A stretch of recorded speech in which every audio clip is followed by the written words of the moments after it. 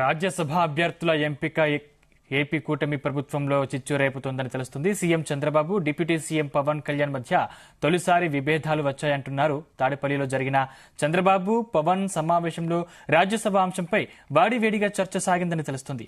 TDP సభ సభ్యుడిగా సానా సతీష్ పేరును ముఖ్యమంత్రి చంద్రబాబు ప్రతిపాదించినట్లు సమాచారం. అయితే సానా సతీష్ విషయంలో పవన్ కళ్యాణ్ అభ్యంతరం వ్యక్తం చేసినట్లు తెలుస్తోంది.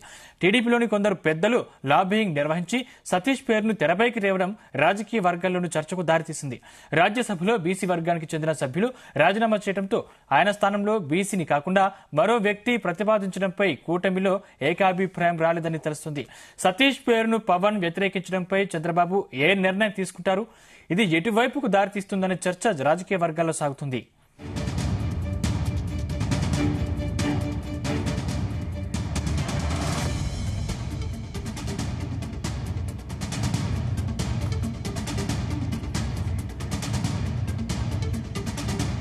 ఇదే అంశానికి సంబంధించిన మరింత సమాచారం మా ప్రతినిధి నాగేశ్వరరావు అందిస్తారు. నాగేశ్వరరావు.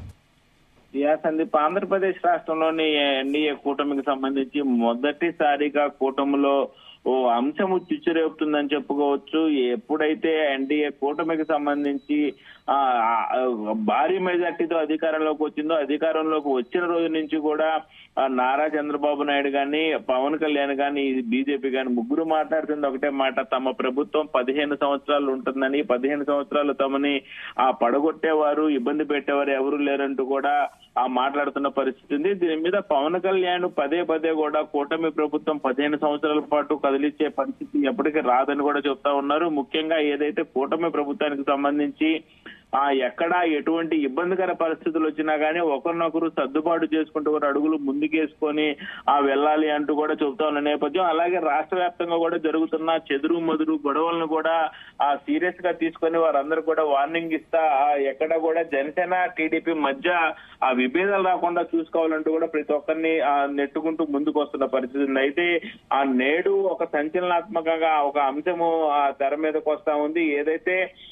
ఎన్డీఏ కూటమికి సంబంధించి రాజ్యసభ ఉప ఎన్నికలకు సంబంధించి కూడా ఎన్డీఏ కూటమిలో కొంత చిచ్చు రేపిందని చెప్పుకోవచ్చు. పవన్ కళ్యాణ్ కి చంద్రబాబు నాయుడుకి మధ్య ఈ అంశం విభేదాలు కూడా వస్తాయో అన్న చందన కూడా తయారైందన్నట్లు కూడా ఎటువంటి సందేహం లేదు. ముఖ్యంగా ఏదైతే జనసేన పార్టీ అధినేత పవన్ కళ్యాణ్ ఈ రోజు మధ్యాహ్నం రాష్ట్ర ముఖ్యమంత్రి చంద్రబాబు నాయుడుతో కూర్చొని సమీక్ష నిర్వహించారు. ఈ సమీక్షలో ఇరువురు కూడా దాదాపు 2 గంటల పాటు వివిధ ప్రధాన అంశాల మీద, రాష్ట్రానికి సంబంధించి అభివృద్ధి పనుల మీద కానీ, ఓ పక్క నామినేటెడ్ పోస్టుల గురించి కానీ, ముఖ్యంగా కాకినాడ విషయం కానీ మొత్తంగా చూసుకుంటే దాదాపు 2 గంటల పాటు కూడా ప్రధానంగా అంశాలు మీద పవన్ కళ్యాణ్ చంద్రబాబు నాయుడు చర్చించారు. వీటిలో ప్రధానంగా ఓ అంశం రాష్ట్ర వ్యాప్తంగా కూడా సంచలనం రేపుతుంది.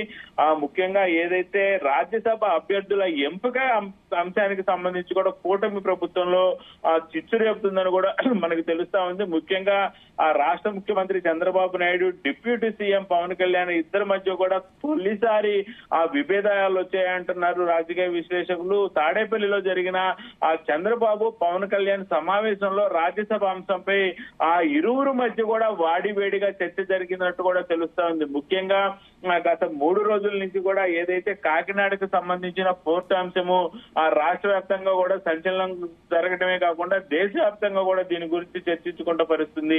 ఒక ఉప ముఖ్యమంత్రి ఒక పోర్టు దగ్గరికి వెళ్లి ఆ పోర్టులో ఒక షిప్ ని సీజ్ చేయమంటాం కూడా దేశంలోనే తొలిసారిగా జరిగింది. అలాగే ఒక డిప్యూటీ సీఎం పోర్టు పరిసర ప్రాంతాల్లోకి వెళ్లి ఆయన ఉన్న ఫలంగా అక్కడ సమీక్షించడం కానీ, ఉన్న ఫలంగా అక్కడ చెక్ చేయటం కానీ, మొత్తంగా చూసుకుంటే ఏ అంశమైనా సరే రాష్ట్రంలోనే ప్రప్రథమంగా ఆంధ్రప్రదేశ్ లోనే జరిగిందని చెప్పుకోవచ్చు. జనసేన అధినేత పవన్ కళ్యాణ్ ఈ అంశాన్ని చేసిన వ్యక్తిగా చరిత్రలో నిలిచిపోయిన పరిస్థితి ఉంది. ముఖ్యంగా ఆ రోజు నుంచి కూడా కొంతమేరకు గతంలో ఏదైతే ఆంధ్రప్రదేశ్ రాష్ట్ర హోంమంత్రి అనిత అంశానికి సంబంధించి కూడా పవన్ కళ్యాణ్ వాడి వేడి ఘాటు వ్యాఖ్యలు చేశారు. తాను హోంమంత్రి పదవిలో కూర్చోవాలి, ఎదుర్కోవాల్సి వచ్చిందంటూ కూడా ఓ ఘాటైన హెచ్చరిక చేశారు. ఆంధ్రప్రదేశ్ లో పోలీసులు పనితీరు బాగలేదంటూ, పనితీరు మార్చుకోవాలంటూ కూడా ఆయన హెచ్చరించిన పరిస్థితి ఉంది. ఆ తర్వాత చంద్రబాబు నాయుడు, హోంమంత్రి అనిత, ఆ పవన్ కళ్యాణ్ ముగ్గురు కూడా కూర్చొని ఈ అంశానికి సంబంధించి ఒక సమీక్ష చేసినట్లు కూడా తెలుస్తా ఉంది. ఆ సమీక్ష తర్వాత పవన్ కళ్యాణ్ ఈ అంశాన్ని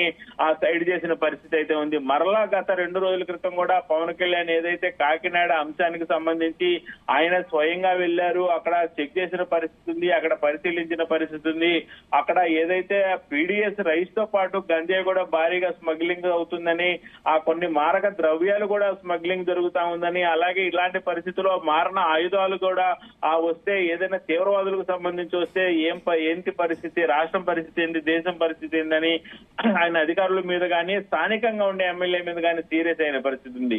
ఆ మొత్తానికి చూసుకుంటే ఈ అంశాలన్నీ కూడా కొంత మేరకు ఇబ్బంది కలిగించే అంశాలుగా ఇరువురి మధ్య వచ్చాయా, లేకపోతే రాజ్యసభ స్థానానికి సంబంధించి ప్రధానంగా చూసుకుంటే సతీష్ కుమార్ కి సంబంధించి కూడా సానా సతీష్ కుమార్ కి సంబంధించి ఆ రాజ్యసభ స్థానం టీడీపీ కేటాయించాలని చూస్తుంది. సానా సతీష్ కుమార్ పేరుని పవన్ కళ్యాణ్ వ్యతిరేకించినట్లు కూడా అర్థమవుతా ఉంది. ఏదైతే ముఖ్యమంత్రి చంద్రబాబు ప్రతిపాదించిన సానా సతీష్ కుమార్ విషయంలో పవన్ కళ్యాణ్ కొంత మేరకు అభ్యంతరం వ్యక్తం చేసినట్టు తెలుస్తుంది. టీడీపీలోని కొందరు పెద్దల లాబియింగ్ నిర్వహించి ఆ సతీష్ పేరుని తెరపైకి తీసుకురావడం రాజకీయ వర్గాల్లోని ఓ పెద్ద చర్చకు కూడా దారి తీసిందని చెప్పుకోవచ్చు. సానా సతీష్ కుమార్ కాకినాడకు సంబంధించిన వ్యక్తిగా ఉన్నాడు. ఇప్పటికే కాకినాడకు సంబంధించి ఏదైతే ఉదయ్ కుమార్ జనసేన పార్టీకి సంబంధించి ఎంపీ అభ్యర్థిగా ఉన్నాడు, అదే ప్రదేశంలో మరలా రాజ్యసభ సభ్యులుగా టీడీపీ పార్టీకి ఇస్తే ఇద్దరి మధ్య విభేదాలు కూడా వస్తాయి.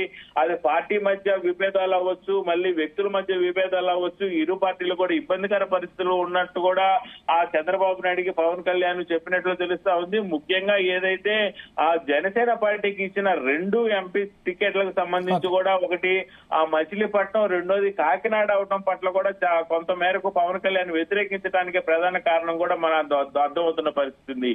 ముఖ్యంగా ఏదైతే కాకినాడకి సంబంధించి ఎంపీ అభ్యర్థిగా జనసేన పార్టీకి సంబంధించిన ఉదయ్ కుమార్ ఉండగా, మరలా టీడీపీ పార్టీకి సంబంధించి సానా సతీష్ కుమార్ పేర్లు బయటకు తీసుకురావడం పట్ల కూడా పవన్ కళ్యాణ్ కొంత మేరకు అభ్యర్థన చేసినట్టు మనకు అర్థమవుతోంది. ముఖ్యంగా సానా సతీష్ కుమార్ గత కొన్ని సంవత్సరాలుగా కూడా టీడీపీ పార్టీకి సంబంధించి క్రియాశీలకగా వ్యవహరిస్తున్నాడు. ఆయన ఒక పెద్ద వ్యాపారవేత్త కూడా, ఆంధ్రప్రదేశ్ ప్రజలకు పరిచయస్తుడు. అలాగే ఏదైతే లాబియింగ్ లో కూడా ఆయన సిద్ధవస్తుల్లాగా రాజకీయ విశ్లేషకులు చెప్తున్న పరిస్థితి ఉంది. మొత్తానికి ఏదైతే ప్రధానంగా రాజ్యసభ సీటుకు సంబంధించి కూడా అది ఓ బీసీ వర్గానికి సంబంధించిన వ్యక్తిగా, అది మోపిదేవి వెంకటరమణ గుంటూరు జిల్లా రేపల్లకి సంబంధించి మత్స్యకార కుటుంబం నుంచి వచ్చిన బీసీ వ్యక్తికి సంబంధించిన రాజ్యసభ సీటుని మరలా ఖచ్చితంగా బీసీకి ఇస్తేనే రాష్ట్ర ప్రజల్లో తాము సుస్థిరంగా ఉంటామని, రాష్ట్ర ప్రజలు అలా హర్షం పొందుతామని కూడా పవన్ కళ్యాణ్ చంద్రబాబు నాయుడుకు సూచించినట్టు తెలుస్తా ఉంది. అలాగే ఏదైతే